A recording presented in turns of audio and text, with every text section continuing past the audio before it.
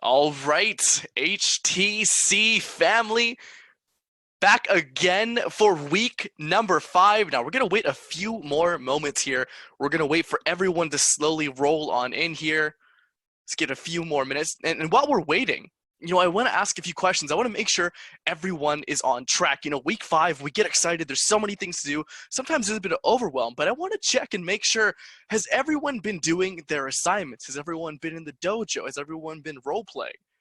Drop a yes below. I want to see who's been doing their assignments. Let's see who's been working on this. It's Jason. I see Paris. Yes. Adrian's been working on it. Paul. Timothy. Perfect. Jeff. Jenny has as well. Great, Sarah. Well done.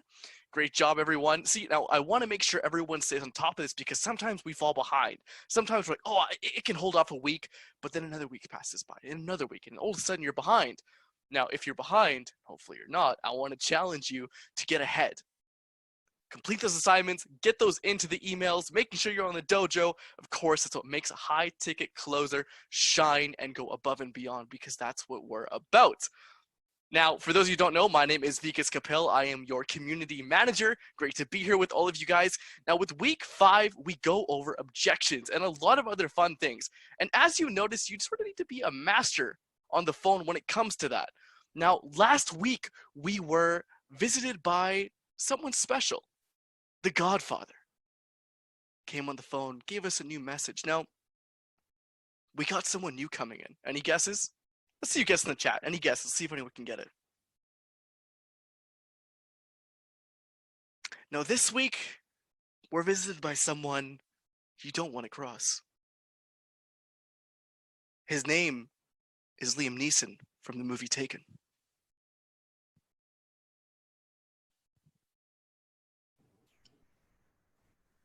I don't know who you are.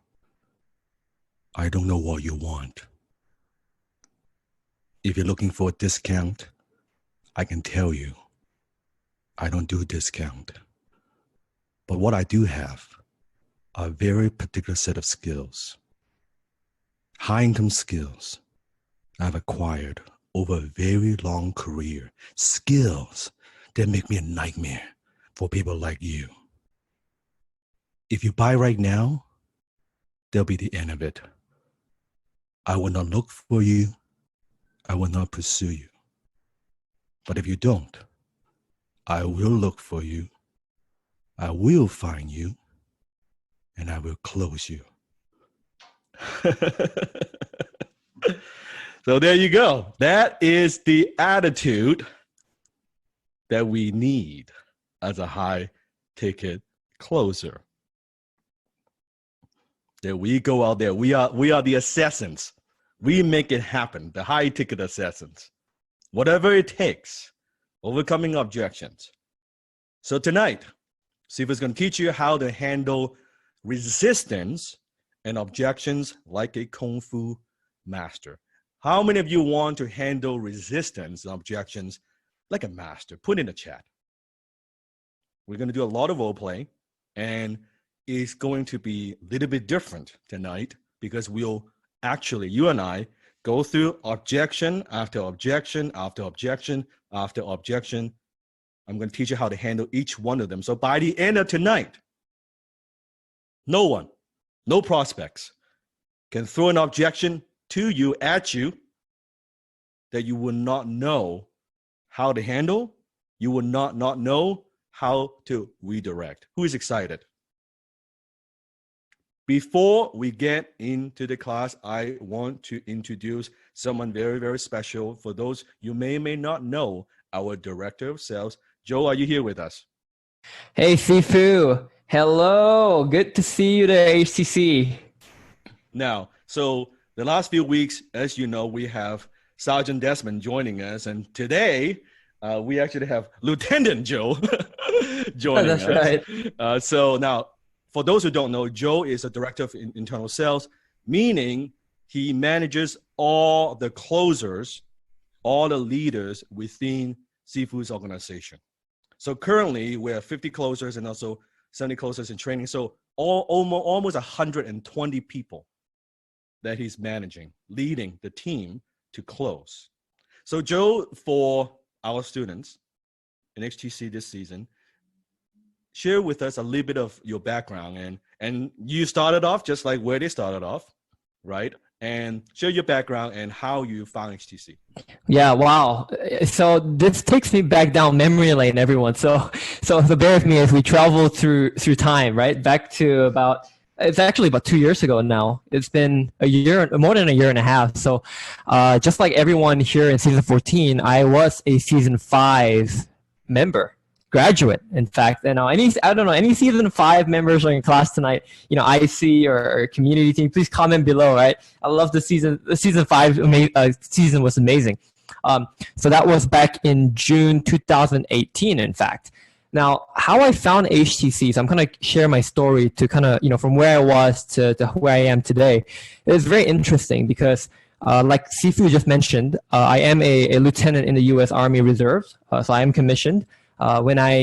Before I found HTC, I just graduated from my university in Washington State, and I commissioned, right, through ROTC. It's a Reserve Officer Training Program. And at that time, right, my entire life goal was actually to go active duty in the military, in the U.S. Army, and I was actually an infantry officer, and I wanted to go to combat and do we call it HUA, like HUA, high speed stuff, right? Go to combat, go to Afghanistan, right? Things like that. Until this is where life throws a wrench in your plans, right? Things change. I met my beautiful wife, at the time my girlfriend, Jaden, right? So Jaden and I met, and I realized, actually I don't want to go and do that now, right? So at the time, the thing was I took computer science as my bachelor's, right? And I said, you know what? I'm gonna give up the infantry, right? And I'm gonna go and do something instead. So I like computers, so maybe I'm gonna go do cybersecurity, right? Or military intelligence. So I actually ended up doing cybersecurity. Now, at that time, I was actually pretty lost in life, because it was a big change, a big transition. And in fact, to be honest, I actually applied to become a police officer. I think not many people know that. And I actually got accepted. I was about to accept the position to go to police officer academy here in Washington State. But then I declined it because I wanted to go do cybersecurity or computer stuff in a different state.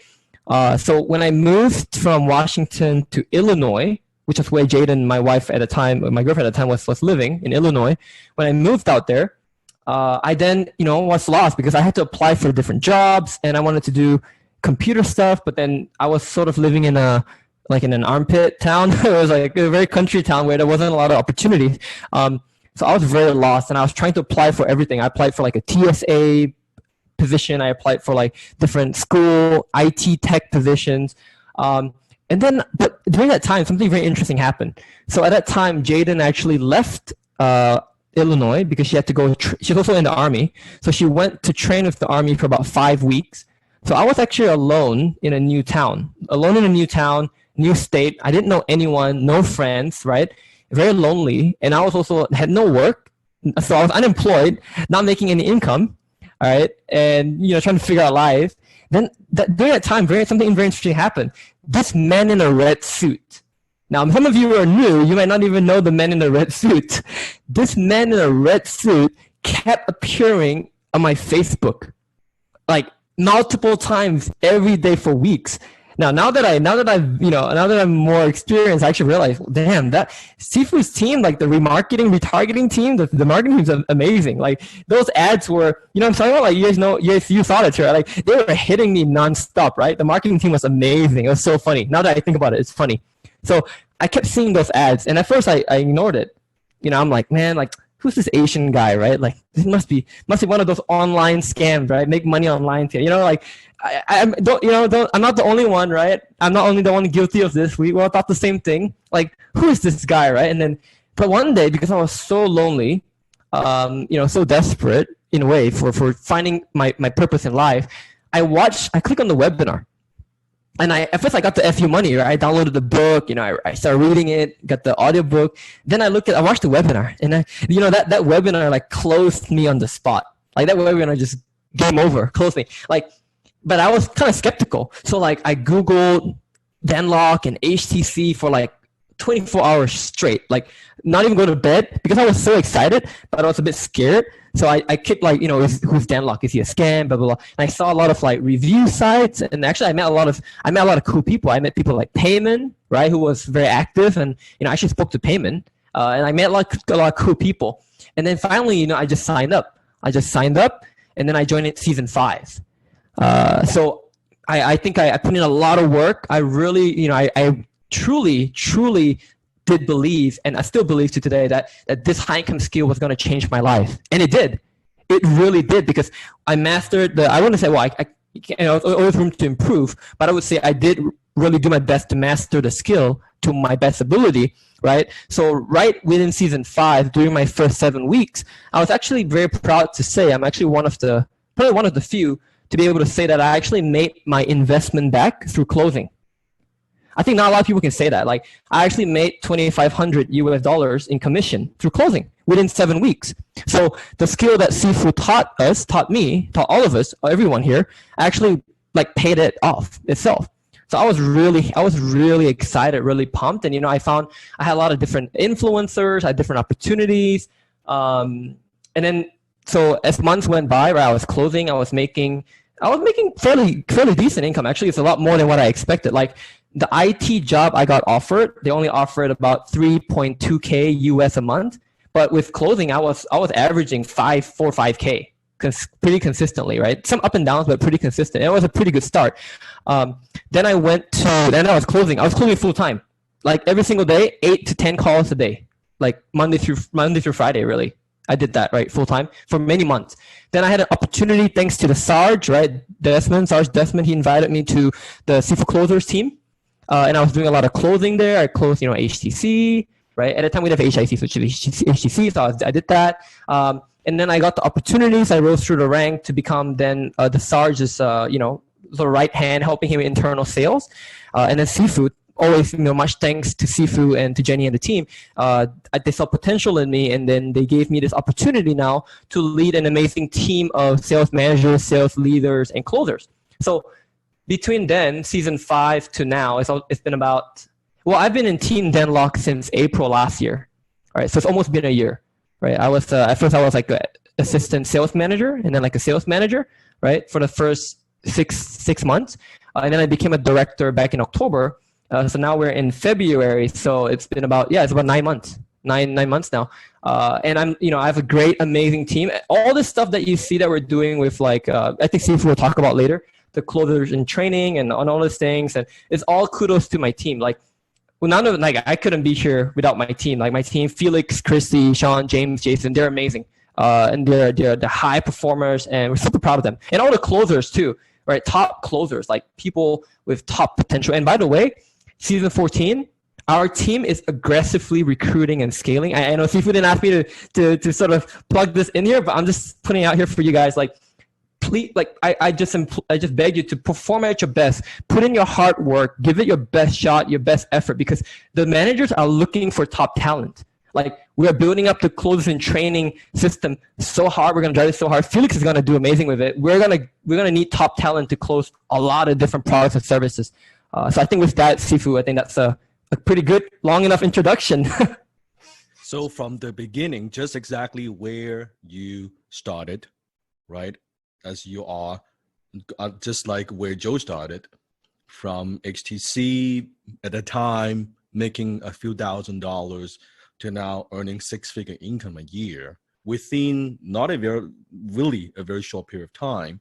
And because of Desmond, right, bringing Joe to my attention, I could see the potential, right? By the way, Joe, how old are you now? I'm 23. I'm turning 24 in May.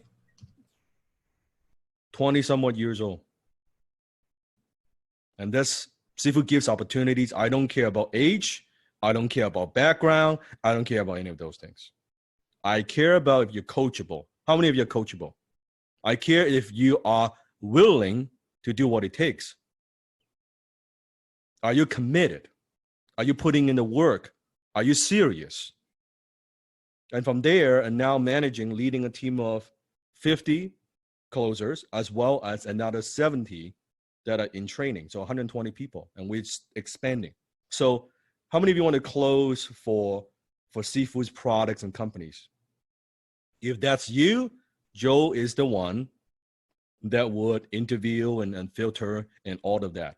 Okay, and Joe has very high expectations. Anyone who could make it to Siva's team, I mean, that's a Navy SEAL. That is the Navy SEAL, and there's so many opportunities. Now, so thank you, Joe, and Joe will be also role playing with us throughout the whole night. So pay very close attention, and more than that, not just a closing skill, but leading. And Joe has also helped me to build a whole HubSpot structure, putting systems in place. I mean, there are a lot of things that he did. It's not just closing skill. How many of you agree? The skill that it takes to close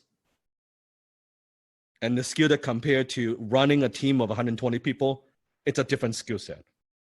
It requires you to be way more than just a good closer. You need to be a good closer. You got to be a good coach. You got to be a good leader. You got to have you understand details. And in this case, because we use very sophisticated in terms of software and tracking, so the tech. So you need a lot of different skill sets. And next week, and Joe and Desmond and Sifu, we actually going to show. I'm going to take you behind the scenes. How many want to see some behind the scenes? How a world-class closing team works. I'm going to share some pretty high-level, in some way confidential information, but I trust you, my students, so I don't mind. But you got to promise you're not going to tell other people about it, because if you tell other people, if my competitors know how we operate, then that's a problem. Okay, so I trust you 100%. Can I trust you on this? Because I'm gonna show you, like, this is how the team works. This is the structure, like all these things that you will not see it anywhere, because this is the kind of the secret sauce. Okay, so I trust you on it. Okay, when it comes to objections, there are many ways you could handle objections. That in traditional sales, okay, write this down. In traditional sales, what they teach you is how to play the defense game. Meaning this, very often you are playing defense, you are being reactive. So it is traditional sales, the prospect throws an objection at you, and then you're like, oh, then you handle objection this way. And then the prospect throws another objection at you, kind of like a strike. And then you, oh, let me handle it another way. Okay. A little bit like martial art. How many of you have a little bit of martial art background? Right? You learn when, okay, someone throws a punch, I'm going to block this way, and I'm going to counter this way, right? Someone kicks me this way, I'm going to block this way, or I'm going to deflect this way, and I'm going to counter this way, right? That's very, very typical in martial art, right? Doesn't matter what it is. It could be karate, right? It could be China Kung Fu, doesn't matter, okay? So you're learning how to play defense. Now, Sivas has a martial art background, obviously. And when I looked at closing, I'm like, okay, that's okay, but is there a better way of doing this? Like, because I feel like we're playing defense. Later on, of course, I have, in case you don't know, Sifu actually has studied under two of Bruce Lee's original students, Sifu Tat Wong and also Sifu Joe Louis. So I've actually studied under two of Bruce Lee's original students. And I've had the fortune to be able to spend like a lot of personal time with them, and I have photos with them. And when Sifu Tat Wong came to Vancouver, I was his chauffeur. I was the one who pick him up from the airport. I drove him to the hotel when he comes to Vancouver to do like training. And I was the one who would take him to eat Chinese barbecue, because I'm Asian, so I know where to take him. So I actually would take him to go to different places, and they share a lot of Bruce Lee stories with me. And I was able to actually spend a lot of personal time with him, just one-on-one, even back in his hotel room, and the conversation that we had. So I cherish a lot of those opportunities. And you want to hear another fun fact? So recently, I just again very fortunate to be able to, as you know, I got a huge Bruce Lee collection. I've got Bruce Lee books in my library. I've got Bruce Lee figure. I've got a lot of things. I got the whole thing, right? One of my goals, I want to actually have a little museum, a private museum, to be able to have all my collectibles, all my superhero stuff, and display in a private museum. I have a lot of things, trust me. Joe has seen a lot of them, but I have a lot. But anyway, so recently I've actually had the fortune to be able to purchase one of Bruce Lee's original barbell that he used to work out on. Okay, and something that he trained with, and it's right now actually being displayed in the Hong Kong Bruce Lee exhibition. If you go to Hong Kong right now, you go to the Bruce Lee exhibition, you're through the front door, right? You would see the barbell right there, right? And it's being displayed. And after the exhibition, then I'm going to get it back. So, and that barbell is very, very special. And there's a whole reason why I'm telling you this story. So Bruce Lee, back then, his original martial art style. How many have seen Yip Man? Yip Man. The Wing Chun style, okay? If you haven't seen it, you can see it on Netflix. It's a great movie to see. But Yip Man. So Bruce Lee's original style when he was in Hong Kong before he moved to Seattle was actually Wing Chun, which is a form of martial art that is designed for like smaller guys to fight bigger guys, stronger guys, right? And now Bruce, at a time when he immigrated to Seattle, and he was 18 years old. And one time, because he was at the time teaching Chinese martial arts to Caucasians, at the time, during that period of time, it's a big no-no. So all the Chinese kung fu masters and say, oh, you shouldn't teach Caucasians, you know, it is only for Chinese only. You're disgrace to the martial art community. And Bruce was like, no, I teach whoever I want to teach. Right, whoever is willing to learn, I'm gonna teach. So that pissed off a lot of people. Okay, and in some way, I do see myself very much. I can relate to that. I truly can relate to that. And so the Chinese masters community sent a challenger to Bruce. His name is Wang Jackman, also a very, very skilled kung fu master. And was basically saying, okay, you better stop teaching Caucasians, teaching Chinese Kung Fu, otherwise you're going to get in trouble. So they actually set up a fight. And Bruce Lee fought Wang Jackman. Now, Bruce thought it would take him maybe 10, 20 seconds to defeat the guy. And you can hear a story on, like even interview with Linda, which is Bruce Lee's wife, talk about the fight. Now, it took Bruce 3 minutes to finally put the guy down on the floor and was hitting him, saying, right, do you give up? Do you give up? And I said, okay, I give up. And after that fight, Bruce was exhausted because he thought to himself, why did it take so long? Why did it take 3 minutes? Because in his mind, I should be able to defeat this guy in seconds. It took so long. By the way, if you watch The Birth of the Dragon, I believe also on Netflix, you see that story, okay? And that changed him. That's when he decided, okay, the way that I was training, the way my martial art was, Wing Chun, I need to evolve. That's when he came up with the concept, now I am going to develop a new form of fighting. Not even a new form, a new way of fighting. He calls it Jeet Kune Do, meaning the way of the intercepting fist. The way of the intercepting fist.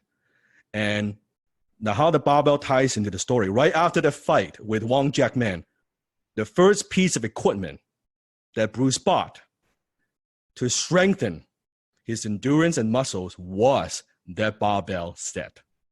And that's why I bought it. It was symbolic about the whole journey. It is that barbell set. And why am I sharing this with you? Because from then on, the way of the intercepting fist meaning Bruce believes the best defense is actually a good offense. So instead of waiting for the opponent to hit you and then you counter and deflect, playing a defense position, why can't we go into the offense that we are able to intercept? Because the minute in martial art, like the split of a second when someone tries to attack you, and if you can respond in a way you intercept, because when someone is thinking of hitting you, they're not thinking about defense. If in that split of a second you can boom, intercept, that's when you can hit the guy. And in order for someone to come close and hit you, it could be intercepting the knee, intercepting the body, and then highest level is intercepting the mind, the intention of it. So I took the same idea from Jeet Kune Do, the way of intercepting fists, and I merged into my way of closing, high ticket closing. So what Steve is going to teach you is the way of intercepting in terms of handling objections. Instead of playing defense, we are going to play offense.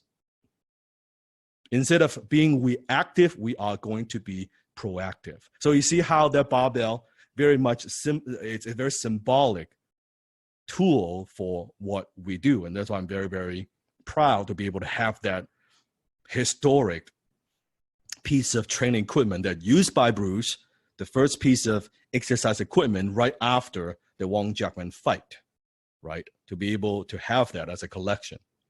Okay, so that's what Sifu is going to teach you, how to do that. So you can see this photo as Bruce is training with Daniel Lee. And you can see he's intercepting the opponent at the same time doing a finger jab. So I'm going to teach you the finger jab. So the finger jab means in JKD, in Jeet Kune Do, one of the core philosophies, and the same thing I'm teaching in closing, instead of learning 105 ways to handle objections. So think about it. Someone throws an objection. Oh, I'm gonna handle it this way, right? I'm gonna use objection handling technique number 35, and then the prospect throws an objection. Oh, I'm gonna use a technique number 664. Okay, so why we have so many different ways to handle one strike? So what Bruce believed is to simplify. Write this down. Simplicity is the ultimate sophistication.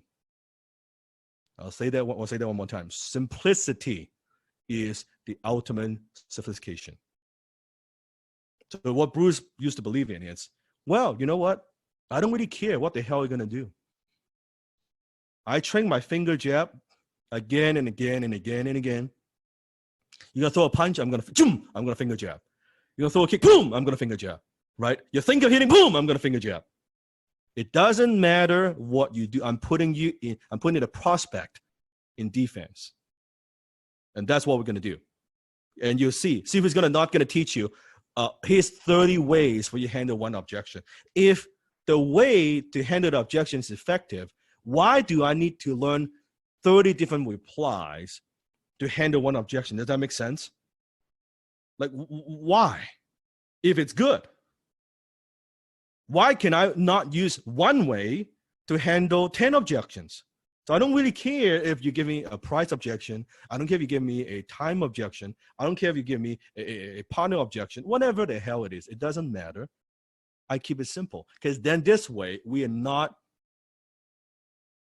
tied to the restriction of, okay, you're overthinking it. And when you're overthinking it, you don't flow. And in closing, if you don't flow, you're going to lose. Does that make sense? So I'm going to teach you how to flow. I'm going to teach you how to do the finger jab. It's a finger jab. Give me a finger jab. I'm going to teach you how to do the finger jab in closing. And you'll see why it is so different and so powerful and so unique that when someone gives you an objection, you handle it at ease. You don't need to overthink it. You don't need to search your mental bank, like, oh, which one should I use? No, boom. I don't care what the hell you do. I'm gonna just finger jab you. I'm gonna intercept. I'm not gonna play defense. I'm gonna play offense. Again, write this down. The best defense is a good offense. I'm gonna say it using Bruce Lee's voice. Empty your mind. Be formless, shapeless, like water. Now you put water into a cup, it becomes the cup. You put water into a bottle, it becomes the bottle. You put in a teapot, it becomes the teapot. Now water can flow or it can crash. Be water, my friend. When you are closing, you need to be like water. And this is part of what makes HTC so unique, because I infused Jiu-Jitsu. I infused my martial art background into closing, which is no one else does this except me in the whole world. And it's different from anything else. And this is why it's so powerful, that you learn to flow. That I'm not giving you a script. I'm teaching you how to be like water. It depends on the scenario. It depends on what the prospect is throwing at us. And then we'll just move. We'll move. So don't put up your hand yet. In a moment, I want to choose someone from this season who have not been doing role play before. Okay, you have not done role play before. Hey, don't put up your hand yet. Number one, you got to have good audio. If you don't have good audio, we'll move on. You know the drill. Okay. Number two, my only criteria is you now have been doing some role play. Okay, some role play, but you are particularly maybe struggling with handling objections, since we're talking about objections, that you kind of freeze. Or you don't know what to say. Okay. And for the first role play, I'm also going to choose a lady. Okay. I'm going to choose a lady, and you've got a good audience.